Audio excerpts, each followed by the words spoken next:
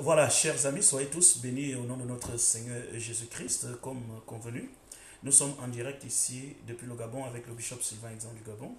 Que la grâce de Dieu soit sur toutes les personnes qui nous regardent en ce moment. Je signale pour les personnes qui me regardent en ce moment sur Facebook et d'autres qui nous regardent sur YouTube, donc je serai obligé de jouer parce que nous avons deux appareils. Pour Facebook, je regarde ici quand je parle, et pour ceux qui sont dans YouTube, c'est le même message. Nous regardons du côté droit. Voilà, aujourd'hui, je tenais à faire un message très important par rapport au confinement et au Covid-19 qui sévit le monde en ce moment, l'épidémie. Et comme la parole de Dieu le dit, il est très important que lorsqu'il y a des événements qui se passent comme ça, les bouches autorisées viennent parler, dire des choses afin que le peuple soit édifié. Parfois, quand nous sommes dans des situations comme ça, il y a toute une grande confusion qui règne dans l'esprit des gens et il y a des millions d'interprétations, d'inspirations. Vous ne pouvez pas imaginer combien de personnes m'ont appelé pour me dire ce que Dieu leur a dit. Et si on essaie d'écouter tout ce que Dieu a dit à chacun, tu vas te dire, mais ce n'est pas possible. Le même Dieu, avec toutes ces révélations contradictoires, il faudrait vraiment que nous, serviteurs de Dieu, nous soyons au sérieux. Parfois, des moments difficiles comme ça, les gens ont besoin de nous entendre. Les gens ont besoin des paroles vraies, pas de la manipulation, pas de la récupération, mais des paroles édifiantes qui peuvent aider les gens. Je crois que Jésus-Christ est le même hier, aujourd'hui et pour toujours. La parole est l'autorité suprême. Au-delà des songes, des prophéties, des révélations que nous pouvons avoir les uns et les autres, la Bible est l'autorité suprême. Au commencement était la parole était avec Dieu et la parole était Dieu. Cela ne veut pas dire que nous annulons les prophéties et les visions que les uns et les autres ont. Mais chaque prophétie, chaque vision, chaque révélation par rapport à tout ce qui se passe doit cadrer au principe de la parole. J'ai déjà expliqué, j'ai déjà répondu à plusieurs questions qui m'ont été posées par rapport à la fermeture des lieux de culte où certains pasteurs ne l'ont pas bien digéré. Bon, je crois que je ne vais pas y revenir. Je l'ai déjà fait dans ma première vidéo pour vous expliquer qu'on n'a pas fermé les églises. Les autorités, ni au Gabon, ni au Cameroun, ni au Congo, ni ailleurs, il n'était pas question, ou il n'est pas question de fermer les églises. Parce que l'église n'est pas forcément le lieu de culte. Ce sont des lieux de culte qui ont été fermés afin d'éviter des grands rassemblements. Je suis l'église, je suis le temple du Saint-Esprit. Personne ne peut m'empêcher de prier. Nous prions chacun de nous dans sa maison. Nous avons déjà prié ici, nous avons continué à prier dans nos maisons. Donc on n'a pas fermé des églises. On a fermé les lieux de culte juste pour empêcher la propagation du virus. Et ceci ne doit pas empêcher. Je sais vivre dans l'abondance, je sais vivre aussi dans la misère. Donc un homme de Dieu doit avoir la capacité de pouvoir s'adapter à n'importe quelle circonstance de la vie auquel il est confronté. Vous devez savoir vivre dans l'abondance, vous devez savoir vivre dans la misère. Vous devez aussi savoir vivre dans la persécution. Si on dit aujourd'hui de fermer les lieux de culte, je dois avoir un culte chez moi. Offrez vos corps comme un sacrifice agréable. Notre premier culte, c'est d'offrir nos corps comme des sacrifices agréables. C'est une occasion où les chrétiens doivent à nouveau manifester la gloire de Dieu qui est dans leur vie, dans leur maison. Donc je disais tout à l'heure, tantôt, je n'y reviendrai plus là-dessus parce que je crois avoir été beaucoup plus clair dans ma précédente vidéo. Aujourd'hui, nous sommes dans une situation de confinement. Qu'est-ce que le confinement? C'est regroupement des gens chez eux afin d'éviter la propagation de l'épidémie. Nous sommes dans nos maisons. Comment ça se passe dans nos maisons? Voyez-vous, les gens sont dans la terreur dans la maison. Les gens craignent, les gens tremblent. Qu'est-ce qui se passe? Je crois, et je m'adresse à toute la chrétienté du monde, ce n'est pas l'occasion d'avoir peur. Ce n'est pas l'occasion de dire, mon Dieu, qu'est-ce qui va m'arriver? Nous sommes exactement comme ce qui est écrit dans la Bible, dans le livre d'Exode. Vous savez que lorsque Dieu a décidé de répandre sa colère en Égypte, il a demandé aux enfants d'Israël, aux Hébreux, de rentrer chez eux dans la maison et de marquer sur des linteaux le sang de notre Seigneur Jésus. L'ange de la mort devait frapper. Il disait dans sa parole, je verrai le sang, mais je passerai au-dessus. Chaque maison où il devait avoir le sang marqué sur les linteaux, je passerai au-dessus. Pour tous les chrétiens qui nous regardent, vous avez une grâce. Alors, comment les Hébreux ont vécu ces moments de colère, lorsque la colère de Dieu s'abattait sur l'Égypte. Aujourd'hui, nous sommes en train de vivre une situation de coronavirus. Les uns disent que c'est de Dieu, c'est le diable, ça vient de qui? Ça ne vient pas de Dieu, c'est le diable qui est en train de travailler. Mais il y a un verset dans la parole de Dieu que vous devez tous connaître et que c'est important. Rien n'arrive sur la terre sans que l'Éternel en ait l'auteur. Cela veut dire quoi? Dans la présence de Dieu, dans le conseil de Dieu, Dieu renferme en lui-même deux volontés. Il y a la volonté parfaite de Dieu, il y a la volonté permissive. La volonté parfaite, c'est ce que Dieu lui-même décide d'accomplir comme il a prévu. La volonté permissive, c'est que ce n'est pas ce que Dieu aurait voulu, mais Dieu permet que la chose puisse se manifester. Parce que pour Dieu, il n'y a pas d'échec, il n'y a rien de mal. Voyez-vous l'histoire de Job. Entre Job et Dieu, qui a permis la souffrance de Job? Le diable est parti se présenter devant Dieu et Dieu lui a dit va. Dieu a permis à Satan d'aller réaliser ses desseins pour que la foi de Job soit éprouvée et Job est sorti dans une grande victoire. Donc, si nous disons que le coronavirus c'est le diable, nous devons chasser, nous devons lier. Alors, pourquoi Dieu n'a pas empêché le coronavirus? Donc, il ne faut pas que nous nous cachions sur des petites révélations. C'est le diable qui veut détruire le monde. Voyez-vous, ce monde ne nous appartient pas. Que cela vienne de Dieu, que cela vienne du diable, ce que nous savons, c'est que le virus est là. Dieu a permis que ce virus soit maintenant dans le monde entier. Alors, pourquoi Dieu a permis que ce virus soit là? Voilà la grande question. Il aurait dû stopper le virus. Vous connaissez l'histoire de la tour de Babel?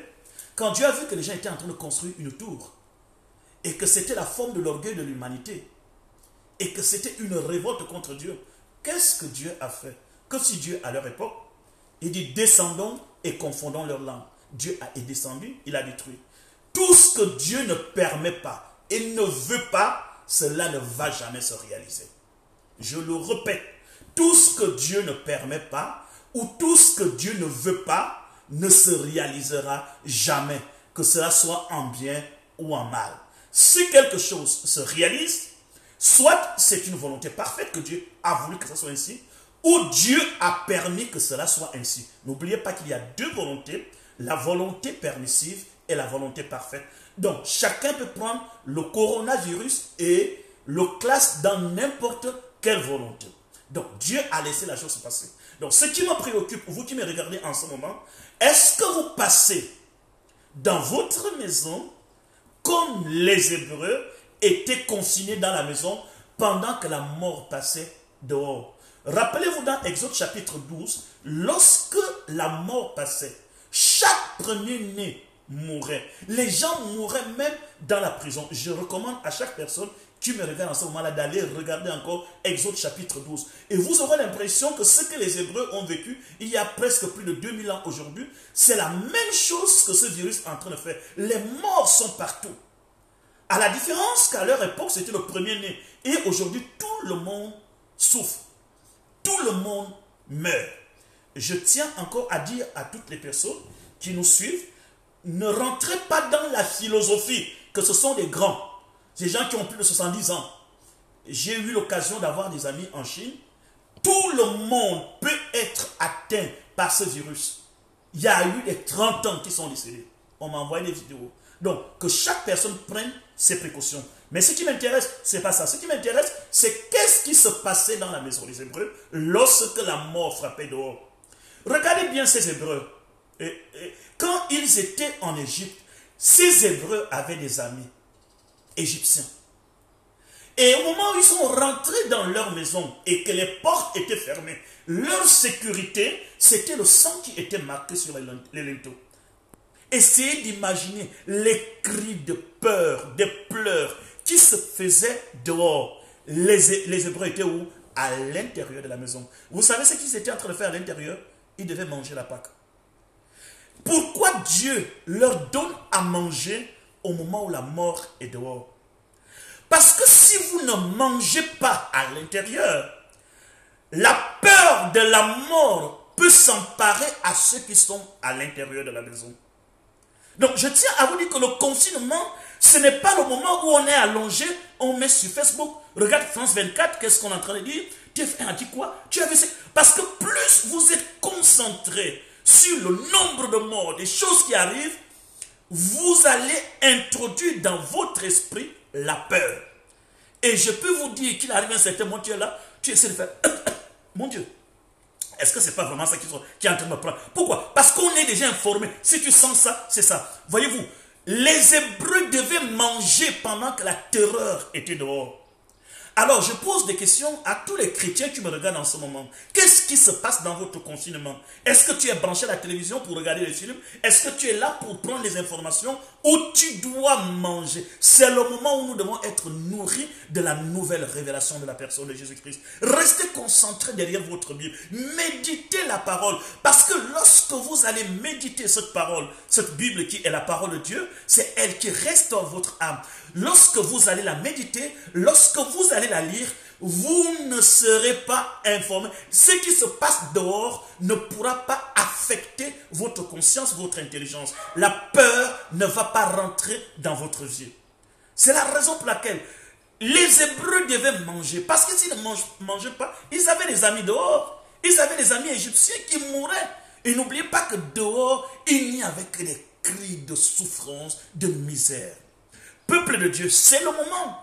Nous sommes consignés, certes. J'apprécie lorsque je vois des vidéos, les gens qui chantent, les gens qui glorifient l'Éternel. C'est exactement à cela que Dieu nous appelle. Il dit qu'il mangeait les herbes amères. Il mangeait la pâte. Il mangeait les pains sans levain. Il mangeait l'agneau. Ils étaient consignés, mais ils mangeaient. Pendant que la mort est sur les portes, dehors, vous êtes en train de manger. Et je peux vous rassurer que lorsque vous mangez, même si la mort vient auprès de la porte de l'entrée de votre maison, elle ne rentrera pas parce que vous êtes en train de manger à l'intérieur. Rappelez-vous de ce verset.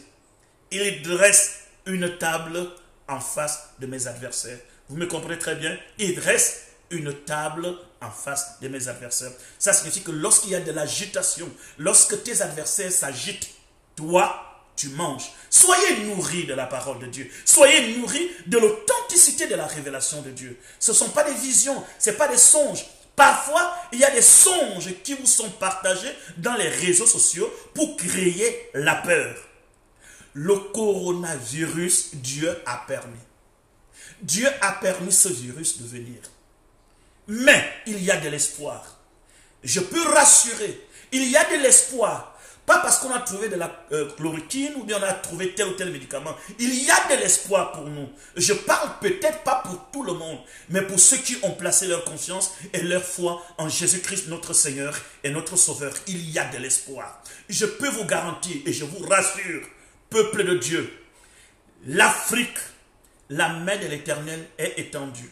Dieu voit la souffrance des Africains. Dieu voit la misère des Africains. Dieu voit toutes les épidémies que les Africains ont connues, toute la souffrance. Je peux vous rassurer que le vent du coronavirus va bientôt se dissiper. Notez cela en ce jour. Coronavirus, et là je prends mes responsabilités en vous le disant, ne fera pas autant de dégâts qu'il en a fait dans certains pays. Pas parce que les Africains sont meilleurs, pas parce que les Africains sont puissants. C'est ce qu'on appelle une grâce particulière. La grâce, c'est une faveur dont on ne peut pas expliquer les raisons. Il n'y a pas de raison. Pourquoi l'Afrique? Pourquoi le Gabon? Pourquoi le Cameroun? Pourquoi Dieu nous préserve? Dieu lui-même le sait. Donc, il faut créer de l'espoir dans les cœurs des gens. Je parle à toutes les personnes qui nous regardent. Il y a de l'espoir au Gabon. Le coronavirus ne fera pas des dégâts dont vous pensez. Dans très bientôt, et je peux vous le déclarer, le vent passera. Mais les chrétiens restaient à l'intérieur de la maison en train de manger. Parce qu'en ce moment, votre obéissance, ce n'est pas d'aller dans les lieux de culte, vouloir défoncer la porte. Moi, je vais prier. Écoutez bien. Notre mission sur la terre n'est pas de démontrer aux gouvernants que nous sommes puissants. Ce n'est pas à eux que nous devons démontrer notre puissance. C'est devant notre adversité. Nous ne luttons pas contre la chair et le sang. Je crois que la meilleure façon de démontrer que nous sommes chrétiens aujourd'hui, c'est de dresser dans notre maison un culte qui peut être agréable à Dieu. Quel genre de chrétiens sommes-nous? Est-ce que nous avons cette capacité de pouvoir vivre dans la prison comme en dehors de la prison? Regardez lorsque Pierre ainsi que Paul, ils sont entrés en prison. La Bible dit quoi? La prison, c'est là où tes libertés sont privées. Ils ont commencé à chanter les louanges de Dieu dans la prison.